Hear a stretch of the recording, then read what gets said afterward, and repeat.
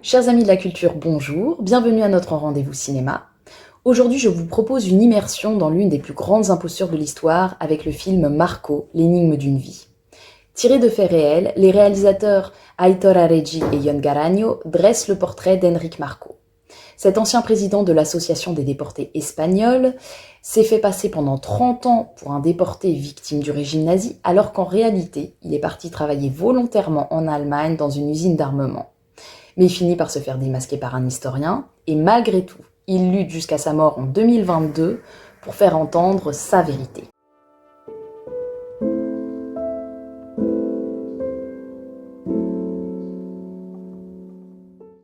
Dans un premier temps, je vous propose de découvrir comment Marco prend le contrôle de son auditoire.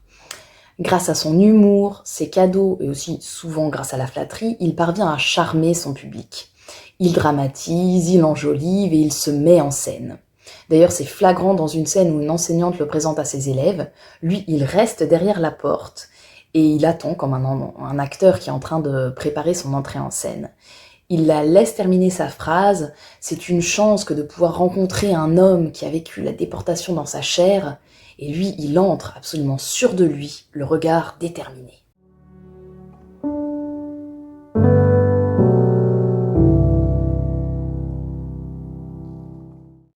Malgré tout, on peut se demander comment les réalisateurs parviennent à nous faire adhérer à un personnage aussi fourbe. Et en réalité, c'est grâce à la mise en scène qui souligne cette idée de dualité de Marco. On va avoir un équilibre qui se crée entre, d'un côté, l'imposture de Marco et de l'autre, la mise en scène.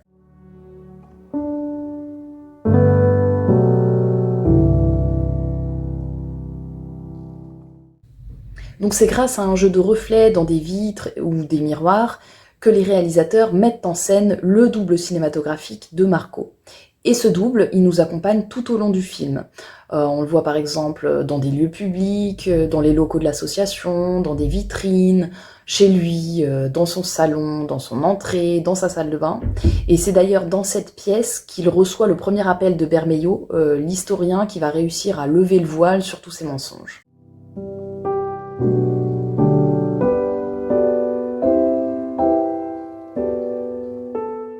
Donc c'est dans cette fameuse scène de la salle de bain où on a Marco qui est en train de teindre sa moustache. Il est filmé de dos en amorce et on voit son reflet net qui s'affiche dans deux miroirs. Et c'est ça qui nous montre les multiples facettes de Marco. On a le Marco réel, le Marco qui est idéalisé par le public, et le troisième Marco qui est un peu plus ambigu, c'est celui qui est révélé par le film.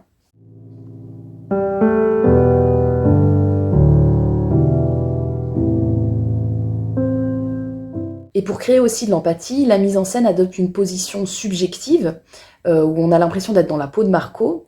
On peut le remarquer notamment à travers les angles de prise de vue. On a Marco qui peut être filmé en contre-plongée quand il a l'impression de maîtriser la situation, et en plongée lorsqu'il se sent seul et acculé. On a aussi des mouvements de caméra, des panoramiques notamment, qui sont dans le sens inverse de la lecture lorsque Marco ment, et au contraire de gauche à droite pour les personnes qui sont porteuses de vérité. On peut aussi le remarquer à travers les travelling. On a des mouvements qui sont très stables lorsque Marco est sûr de lui, et puis on peut avoir une caméra bancale dans les moments où il sent que sa position est menacée.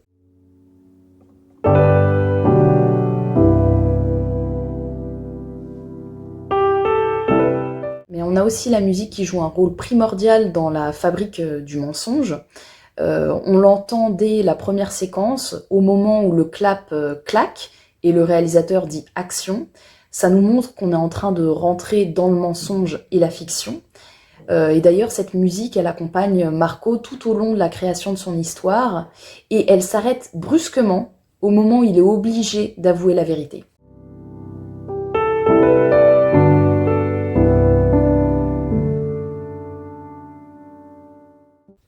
On voit bien que Marco se nourrit de l'émerveillement qu'il suscite. D'ailleurs, il le répète à plusieurs reprises.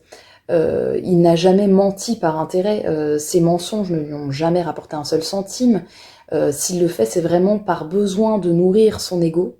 D'ailleurs, dans une scène avec sa première femme, où lui, il se décrit comme un combattant, elle lui répond qu'il n'est qu'un fantôme.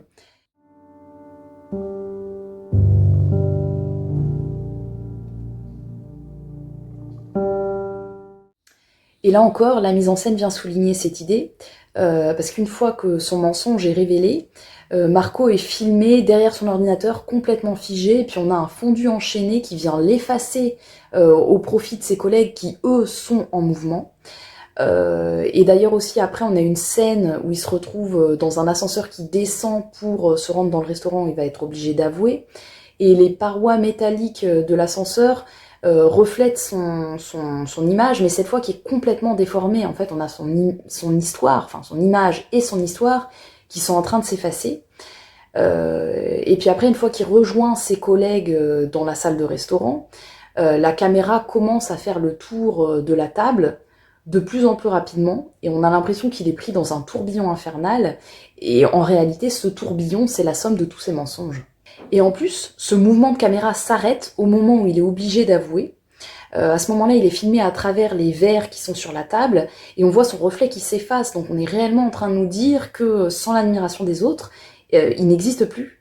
On a un autre exemple lorsqu'il retourne dans sa salle de bain. La juxtaposition des miroirs nous donne l'impression que sa tête est brisée, et en fait, son histoire est complètement cassée. Mais à ce moment-là, on a la musique qui reprend et qui nous signifie qu'il va recommencer à mentir pour se réinventer.